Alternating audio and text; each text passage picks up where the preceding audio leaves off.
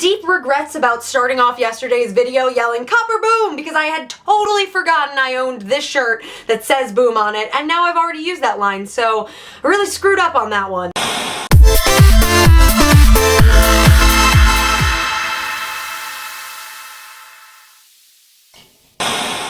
Lovely beans, and welcome back to Gilmore Week, the week where I, Kristen, am uploading videos that are Gilmore related every single day, counting down to Gilmore Girls: A Year in a Life, the revival. I talked about this in my video yesterday, but I think one of the things that makes Gilmore Girls the masterpiece that it is just the cast of characters that we get to see throughout the series, and that doesn't just include the repeat townspeople. We get some great one-offers, we get a glimpse at a ton of characters that are just so great for their little time on the show. And that's what we're going to talk about today. I want to share with you who I think are the best underappreciated characters on Gilmore Girls. And I want to start off with a kind of controversial one at number 10, and that is Jason Stiles. Sometimes as a fan of this show, I forget that Jason even existed. There were kind of so many different storylines going on at once when Jason came onto the scene that I feel like we never really got to fully process him in the show. And Jason wasn't a bad character. Maybe you didn't want him to end up with Lorelai, but he had some genuinely funny moments. I loved how smart he was, I loved how witty he was, even though he had these like kind of great awkward moments that just made him funnier. And overall, I just really enjoyed how much he showed his love for Lorelai. I thought that he was one of the characters who really put himself out on the line, and that was just really enjoyable to watch. At number 9, I have Francine, or Francie, of The Puffs. She appears in a couple different episodes of Gilmore Girls, and I think she just makes such an impression. She's just the perfect popular girl nemesis for Paris, and eventually for Rory. I think she's just such a good pair-up with all of those characters, and I love the episode about the Puffs. That honestly should have been on my favorite episodes list. I already have regrets. I love the scene when they're all in student body council together and she's trying to get Rory to do the hemline thing, and she meets up with Rory in the car garage as if she's Deep Throat. That scene could have so easily been so bad, and it was so good. At number 8, I have Kyle Gibson, who is Dean's best friend and roommate at some point. He's just a delight. Like, I feel like that character, I would want to be friends with Kyle. When he's holding the party at his house and he's trying to get everybody to like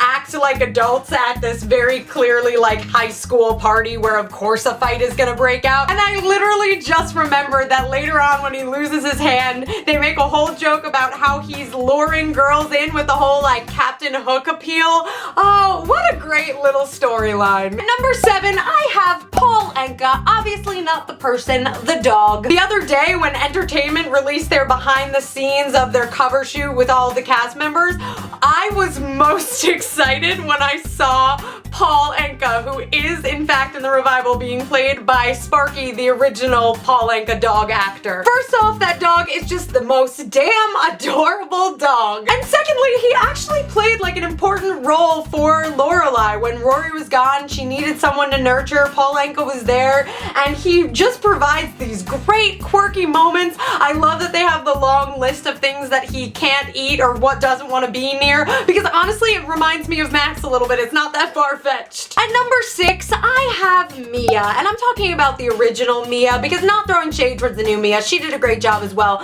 but there was something about the first Mia that we saw that was just so perfect. She was one of those characters that came onto the scene and instantly gave you this feeling of like you had known her forever. I love when she's in the diner and she's trying to stir up town drama with Taylor because she misses the small town gossip, and she's calling Luke Lucas, and there are just so many beautiful moments, and I love how nurturing she instantly comes off as, because that's what you need to see. At number 5, I have TJ, because I mentioned this in the video yesterday. I think there is something so beautiful about TJ and how he is able to be so buffoonish, but so like, I still believe that he's somebody that could exist. He's just so multi-layered too. Like, just when you think he's gonna zig, he zags. I will never forget the line, "He's a grown man with an etching sketch." And I just love how much he loves Liz. I think it's something that's really beautiful and that we maybe don't think about so much in the show, but he loves Liz. At number 4,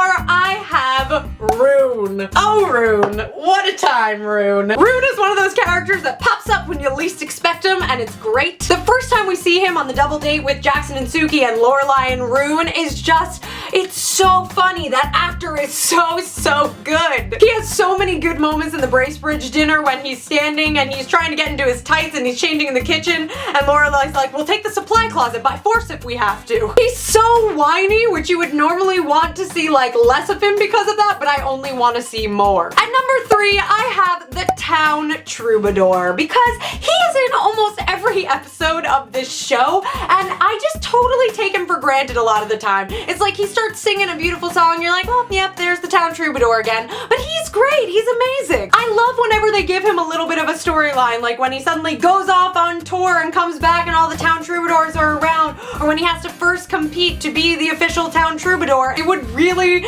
not feel like Stars Hollow without him. Number 2 is Trix Gilmore / Marilyn Gilmore. And the reason I can get away with combining these characters is because they are played by the same actress, and I think both of them are very underappreciated. Let's start with Trix, who is Lorelai the First, Richard's mother. She causes so much chaos, and it's one of those things where you like hate her, but I again want to see more of her because she's so devious and so, I feel like when I think about her, the first thing that I hear is her like screeching Emily's name, like, Emily! And then when she passes away, we have the same actress playing Marilyn Gilmore, which I thought was like a really interesting choice. It's this beautiful kind of like little reincarnated moment, and I don't know why they chose to do it, but it's great. The vow renewal service, she has so many good lines, especially when she thinks Luke is a gardener and she wants him to be a gardener. I'm all in for Marilyn. And then at number 1 of I think the best underappreciated characters of Gilmore Girls